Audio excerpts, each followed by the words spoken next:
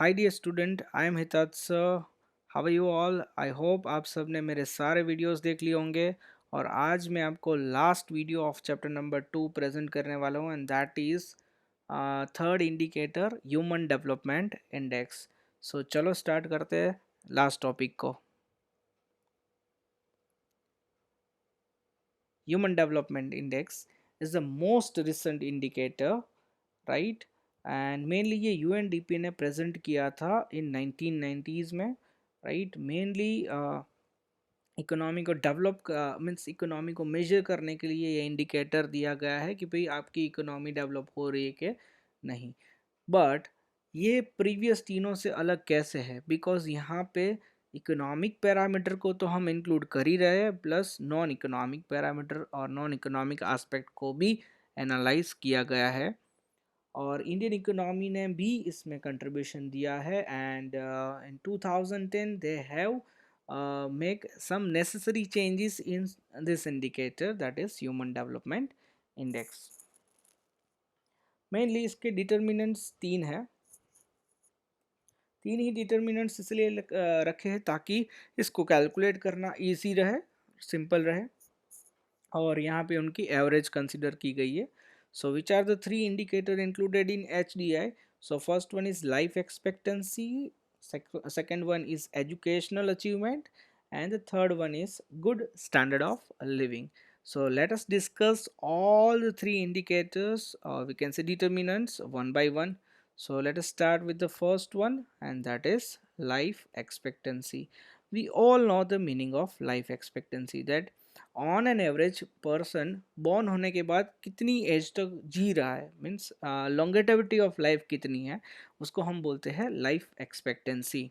तो लिखा है what is the expected number of years a person will live the time of birth of the population of country determine the value. अगर ये 50 year से कम है then we can say there is a deficient in the health, means इसको improve करने की ज़रूरत है। जबकि एट प्रेजेंट ये मेल में है 68.4 on an average in India में, और female is 72.8।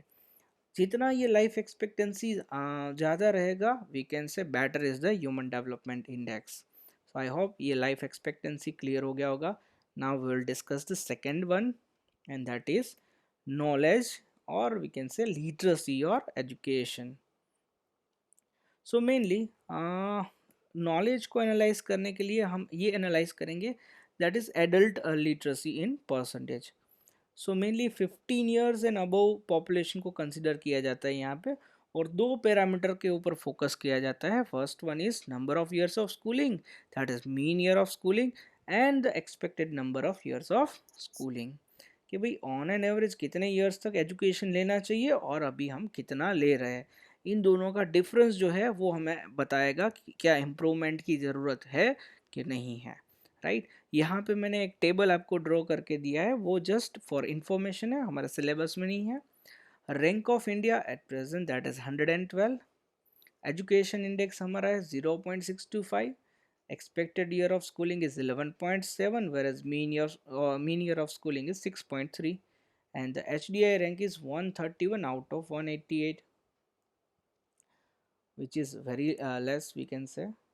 Now we will discuss the third point, and that is good standard of living.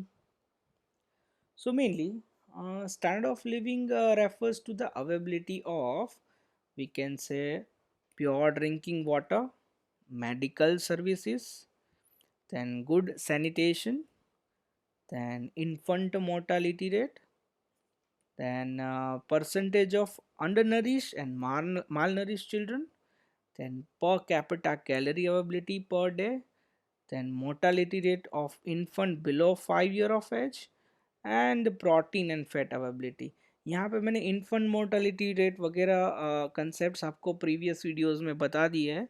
तो अगर आपको नहीं क्लियर है या भूल गए हो आप, तो वापस एक बार वीडियो रिवाइंड कर लेना, चेक कर लेना। फिर भी अगर डाउट लगे तो आप मुझे पूछ सकते हो फ़ोन करके या मेल करके। तो ये सारे पॉइंट्स इंक्लूड किए गए हैं गुड स्टैंडर्ड ऑफ लिविंग में। नाउ नेक्स्ट टॉपिक हम देखते हैं, that is important aspects of HDI। तो मेनली एच डी आई के इम्पोर्टेंट एस्पेक्ट ये है कि इसकी मैक्सिमम वैल्यू 1 है, right, on the basis of 3 standard. और ये इसकी रेंज ऑलवेज 0 एंड 1 के बीच में ही रहेगी। याद रखना, ये 1 मार्कर एमसीक्यू में कई बार पूछा जाता है। अगर एच डी आई की वैल्यू क्लोजर टू 1 है, वी कैन से डेवलपमेंट ज़्यादा हो रहा है, राइट, और एच डी आई के रैंकिंग में भी हमारी कंट्री आगे आएगी।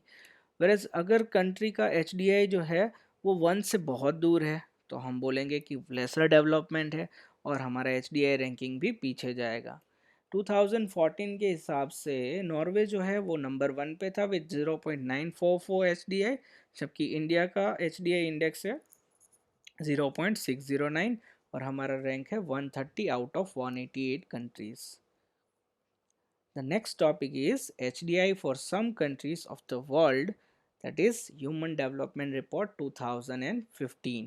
कौन कौन सी कंट्रीज को इंक्लूड किया है? तो Norway, America, then China, then India and Pakistan, and the last is Niger. So mainly in H D I 2014 यहाँ पे हमें टेबल में वैल्यू एंड रैंक दिया था। रैंक में अगर देखा जाए तो नॉर्वे जो है 0.944 है, America is 0.915, China is 727, India is 609, Pakistan 538 and Niger is 348। Rank की बात करें तो Norway is one at number 1, America is 8th number, China 90, India is 130, Pakistan is 147 and Niger is 188. Now we'll discuss the gross national income. So Norway's income is 64,992, America is 52947, China is 12547, India is 5497, Pakistan is 4866 and Niger is 908 dollar। Average life expectancy की बात करें तो Norway में सबसे ज़्यादा है 81.6, America is 79.1, China is 75.8, India 68 years, Pakistan is 66.2 something and Niger is 61.4। Expected year of schooling की बात करें तो नॉर्वे में 17.5, America is 16.5, China 13.1, India is 11.7, Pakistan 7.8, Niger is 5.4. And the last is average number of years of schooling is 12.6 in Norway, America is 12.9, China is 7.5, India 5.4, Pakistan is 4.7 and Niger is 1.5। ये table आपको consistently देखते रहना है ताकि exam से पहले इसको बार बार revise करते रहो, ताकि इसमें से कोई भी क्वेश्चन पूछा जाए तो आप उसको आंसर दे सको। Now next is, according to HDI 2015 includes 188 countries, classified countries into 4। The first one is countries having highest human development। तो हम ऐसा बोल सकते हैं कि भाई 1 से 49 जो कंट्रीज़ है उनकी एवरेज वैल्यू रहती है 0.890। Then countries having high human development, तो उसका जो है मेनली 50 to 105 के बीच में रैंक जो है उनका इंडेक्स रहेगा 0.735। Countries with modern human development, it includes countries from 106 to 143 rank और उसका इंडेक्स है 0.614। And the last is having the low human development, it includes 144 to 188 rank and the average index is 0.493। So mainly ये सारे discussion से हमें क्या पता चला? तो हमें ये पता चला कि भाई 2014 के सर्वे के हिसाब से नॉर्वे जो है नंबर 1 पे है और जिनका ह्यूमन इंडेक्स है 0.944। इंडिया जो है दैट इज़ 0.609 इंडेक्स के साथ 138 पोजीशन पे है out of 188 countries. So mainly we can say India जो है वो मॉडरेट ह्यूमन डेवलपमेंट इंडेक्स में आता है। और नाइजर एक कॉन्टिनेंट है अफ्रीका का जिसका इंडेक्स है 0.348 and the rank is 188 as per 2014। अब देखते हैं बेटा इम्पोर्टेंस ऑफ एच डी आई कि मेनली एच डी आई जो है it not only include economic aspect but also include non-economic aspect, that means social welfare and all that, that is the better part of HDI। Mainly, it indicate the policy maker that development is only a tool, but the ultimate aim is human welfare. तो ये human welfare के ऊपर ज़्यादा focus कर रहा है.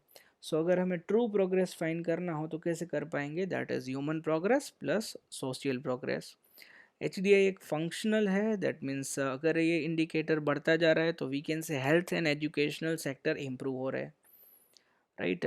Developing countries को पता चलेगा कि भाई कितना डेवलपमेंट हो रहा है और कहाँ पे उनको कौन से पैरामीटर पे अभी भी इम्प्रूवमेंट करने की ज़रूरत है.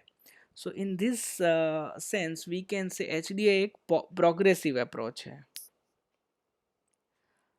और आगे बढ़ते हैं बेटा, लिमिटेशंस डिस्कस करते हैं. तो मेनली इसकी लिमिटेशन है कि ये 3 ही इंडिकेटर को इंक्लूड कर रहा है. अदर भी other many social factors are there which should be included in this indicators, but उनको इंक्लूड नहीं किया है. All 3 indicators are given equal weightage. ये लिमिटेशन PQLI में भी देखी थी हमने, वही है कि तीनों को इक्वल वेटेज दिया है, जो सही नहीं है. तीनों का इम्पोर्टेंस डिफरेंट है. सो ये एब्सोल्यूट एक्सप्रेशन है, not an absolute expression, it only shows an relative progress. So to compare with other countries. बहुत सारे अदर इंडिकेटर्स भी है जो हमारे सिलेबस में नहीं है, बस उसका नाम हमें याद रखना है. और जो यहाँ पे लिखे गए हैं, फर्स्ट वन इज GDI है, that is gender development index. The second one is TEI, that is Technological Development Achievement Index. Then we can say HPI, Human Poverty Index है, and the last one is HCI, Human Consumer Index. ये थोड़े बहुत UNDP ने other factors भी include किए हैं, social factor, जिसको मैंने यहाँ पे पिक्चर फॉर्म में आपको ड्रॉ करके दिखाया है, ताकि जस्ट आपको नॉलेज के लिए कि सस्टेनेबल गोल जो है उसमें उन्होंने 17 फैक्टर पे पॉइंट पे ध्यान दिया. पहला है no poverty, second is zero hunger, third one is good health and well being, fourth one is quality education, fifth one is gender equality, sixth one is clean water and sanitation, seventh one is affordable and clean energy, eighth one is decent work and economic growth, ninth one is innovations and infrastructure, 10th is reduce inequalities, 11th is sustainable cities and communities, then consumption and production, then 13 is climate action, 14 is life below water, 15th is life on land, 16th is peace, justice and strong institutions, and 17th is partnership for the goal. So ये sustainable development के लिए उन्होंने 17 parameter को UNDP ने represent किया है. बाकी बहुत सारे सोशल इंडिकेटर्स है जिसको HDI ने इंक्लूड नहीं किया है, जैसे कि poverty rate, inequality rate, education attainment, we can say employment and employment rate, obesity rate, fertility rate, health expenditure, suicidal rate, NEET rate. NEET, NEET is we can say youth neither in employment, education nor training and life satisfaction and all that. So इसीलिए ये 100% accurate नहीं है, but इसके ऊपर हम certain level तक rely कर सकते हैं. इसी के साथ बेटा ये वीडियोस भी कंप्लीट हो गया, एंड यहाँ पे हमारा चैप्टर नंबर 2 कंप्लीट हो गया. अभी भी आपको कोई भी डाउट है, you are free to call me at any time, mail कर सकते हो आप. और टेक्सचुअल क्वेश्चन आंसर में कहीं कुछ डाउट है तो भी आप मुझे मेल या कॉल थ्रू पूछ सकते हो. I will ready to help you. Thank you so much.